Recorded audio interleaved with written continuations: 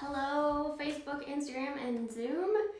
It is Sunday at 12:30, so it's time for our mythology and meditation class. So I'm set up a little different, and it's taking me a second just to make sure that everything's where it's supposed to be, because I wanted to turn around today. So normally, I'm gonna move Instagram a little bit. Normally, when I'm teaching and sitting in this room, I am facing the opposite way, and this guy here on the wall is what I am normally looking at when I am teaching to all of you. But I wanted to flip us around today so that you guys could see Ganesh behind me. And we're going to talk about him and who he is and what he does. And I always like to preface this class by saying, every time I talk about mythology and yoga, just saying, I'm actually going to turn the other light on so maybe it's a little brighter.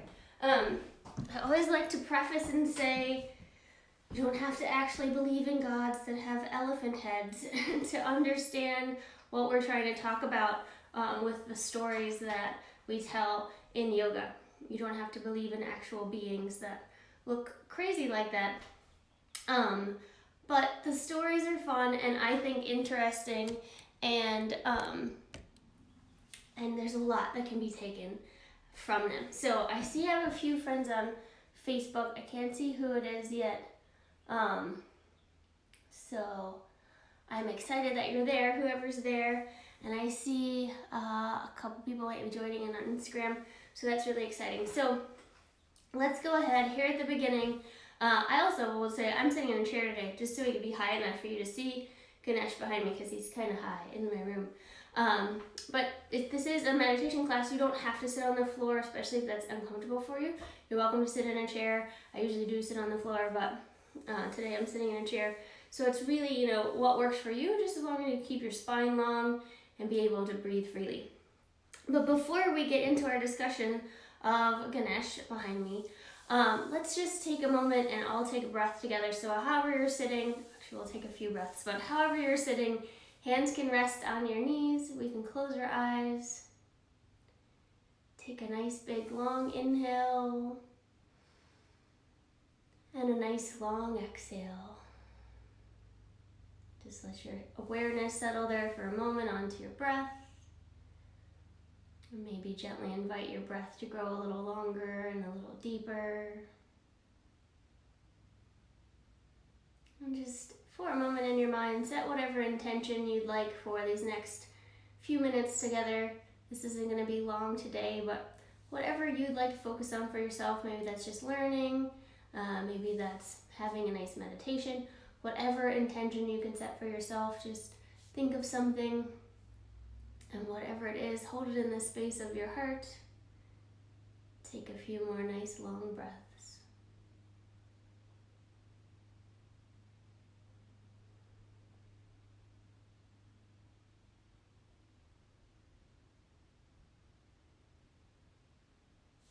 And then when you're ready, you can go ahead and open your eyes. So I wanted to talk today about Ganesh, or Ganesha. He's sometimes called both. Who is, if you're just tuning in, the entity on the wall behind me. I wanted to talk about him today because I think he's very, very relevant in what's going on in our world right now. So we often call Ganesh the remover of obstacles. What I think is interesting too, though, is he's often called both the placer and remover of obstacles. Like, he will put an obstacle in your path and also remove it for you, which I think says a lot about what obstacles really are. And so a lot of times an obstacle is an obstacle because we're perceiving it as an obstacle, but it can be an opportunity if we choose to perceive it that way. And so it's not so much that the obstacle gets removed, but that we start to think differently, and then we're able to move past it in a way that makes sense. So I thought I'd tell Ganesh's story because it's kind of interesting, the actual mythology story. And it has to do, part of it has to do with the placing and removing of obstacles, but also it's an interesting story. I mean, look at him, like, it's gotta be an interesting story, right? So Ganesh is the son of a goddess called Parvati. And Parvati is the consort of Shiva. And Parvati is like the ultimate yoga goddess. Like, she's full devotion, she's indoor practice, and she's just amazing. There's different tellings of the story, but basically one day she needed someone to guard where she was so that she could practice without having to worry that anything was going to happen to her. And so she took, sometimes they say she took some earth, sometimes they say she actually took turmeric, which, is Elena in Hawaiian, which is interesting as far as Hawaiian stuff goes as well, because it's very kind of a revered herb, or not herb, but I guess it's an herb. It's a root, right? It's a crushed up root. So interesting that can be part of the story. But she took the earth or the turmeric, however you want to say, and basically made herself a son. Some parts of the story say she felt like all of the other beings that could have guarded her were loyal to Shiva, and she wanted something that was just loyal to her. So she made this son, and then Shiva came home, and Ganesh, he decided he didn't know who that was, and so he wouldn't let him in because she was supposed to be being guarded. And so different ways the story can be told, but basically all of Shiva's guards tried to fight him. He fought them off, and then Shiva lobbed his head off, which upset Parvati very, very much. And so then Shiva sent for a new head, and he ended up with the head of an elephant, and so that's how he ends up with the elephant head. So that's kind of like his origin story. The part of the story that has to do with obstacles is really, really funny. So this picture, he's not so incredibly fat. He's a little round, but not so incredibly fat. But part of his story is that he really likes sweets. He likes cakes and candies and stuff. And so in this particular story, he had eaten a bunch of cakes and was feeling so full. So he, for whatever reason, decided to go for a ride on his rat. And the rat is somewhere around there. Oh, it's behind my chair. He has this rat. But, which I think is funny because most of the time elephants are scared of mice. But he has this big rat, and he rides around on him. And so he takes the rat out for a ride, and there ends up being a snake in the pathway. And the rat gets scared and dumps him off because he's scared of the snake. And when Ganesh falls, his stomach, that's super full of cakes, busts open, and the cakes go everywhere. And instead of getting upset, Ganesh just laughs and stuffs them back in, and then grabs the snake and uses the snake as a belt to hold everything together. And so basically, the obstacle, the snake, turned into the solution to the problem, which is the belt. The rest of the story is interesting too. So at that point, then the moon, which in Sanskrit is called Chamunda, laughed at Ganesh, which pissed him off. And so he broke off one of his tusks that you can see there, and threw it at the moon. It hit the moon and caused the moon to go dark. That was not great for the world, and so after a time, everyone begged for the moon to be able to come back. And so some of the other gods asked Ganesh to forgive the moon, but he only partially forgave the moon, and that's how we ended up with the moon phases, that the moon doesn't always shine its whole self all the time. So the moon part of the story and the origin part of the story, not having to do with the obstacle we're moving today, but just the idea of the snake being in the way and then the snake also being the solution is the part of the story that I wanted to talk about today. And so right now, I think we're all feeling like we've got this big obstacle in our path. How are we dealing with the virus crisis and the economic crisis and all these things? But then at the same time, I think we're seeing, and I know from a lot of people that I know, we're seeing all this innovation, all this creativity. We're learning to work in different ways. We're collaborating in different ways. All these things are happening. And so even though it seems like an obstacle, then we end up with these other things created, these other opportunities out of that. And I think that's a beautiful thing to remember, that both the placing and the removing of the obstacle can be from the same energy. And that's what Ganesh is all about. And that's what yoga mythology is all about. It's all about thinking about energies, thinking about just the way the world works, You don't necessarily have to believe in elephant-headed goddesses, although it is pretty cool if you do want to believe. So, I hope that was not too crazy of a story and kind of interesting. I love Ganesh. I think it's one of the most fun, interesting yoga myths that we have. But I wanted to go ahead and do a meditation with everyone today. So this meditation is for removing obstacles in your life. And again, however you want to sit today, whether you're sitting in a chair or on the floor or whatever makes the most sense for you, go ahead. As long as you've got your spine nice and long, just let your hands rest on your knees. You can be palms down, you can be palms up. It's totally up to you today. And just take a moment and find your breath, finding a nice easy inhale and a nice easy exhale. And just noticing your breath flowing in and out.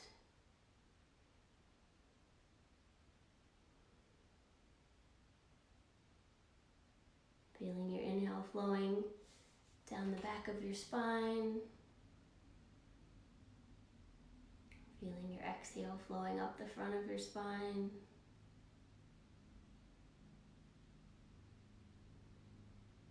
As the air flows in, feel your body making space. And as it flows out, feel your body drawing back in.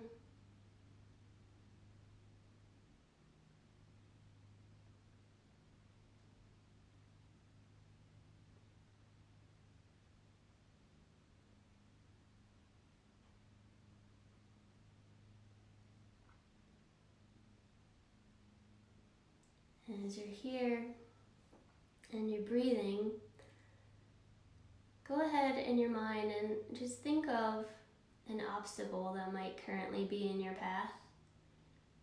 You can think of one or a couple, maybe an obvious one, maybe not so obvious. Just something that you're dealing with.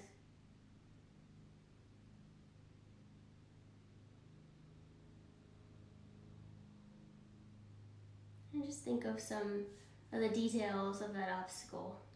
When it started to occur, notice your feelings around it.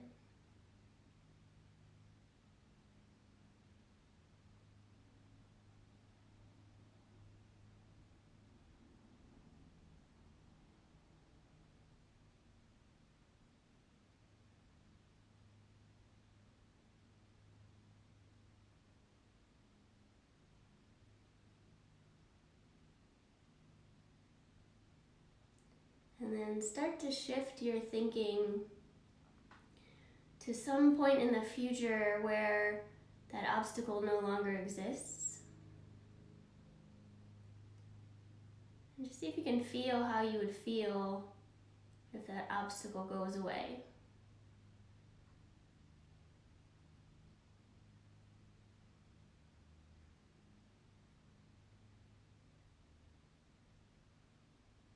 If you like, you can imagine details about this future moment where this obstacle doesn't exist.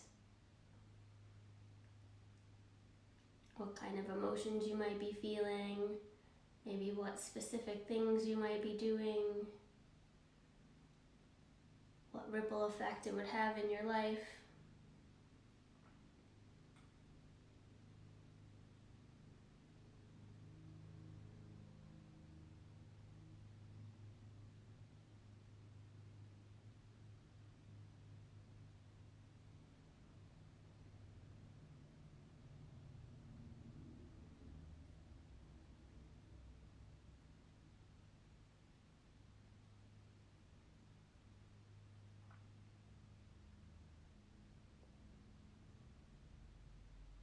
And then as we end this short meditation today, first know that you can use it whenever you need to. But before we end, we're just gonna ask the energy that is embodied in the personification of Ganesh, this energy that both replaces and removes obstacles.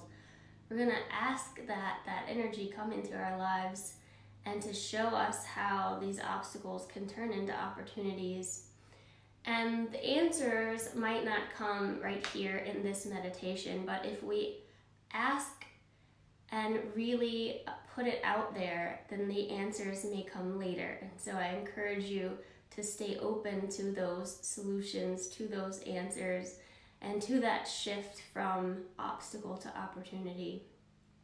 So go ahead in your own mind and your own heart, just put that out there, ask that this energy that we in yoga see as the elephant-headed god Ganesh, but this energy that exists no matter what, ask that that comes into your life and helps you remove these obstacles, turn them into opportunities.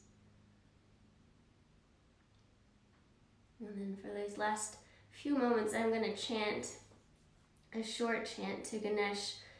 If you know it, you can join me. If not, you can just listen in.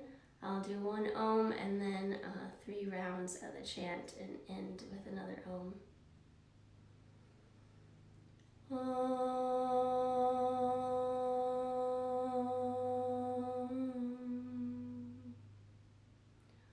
Om Gam Ganapataye Namaha. Om Gam Ganapataye Namaha. Om Gam Ganapataye Namaha.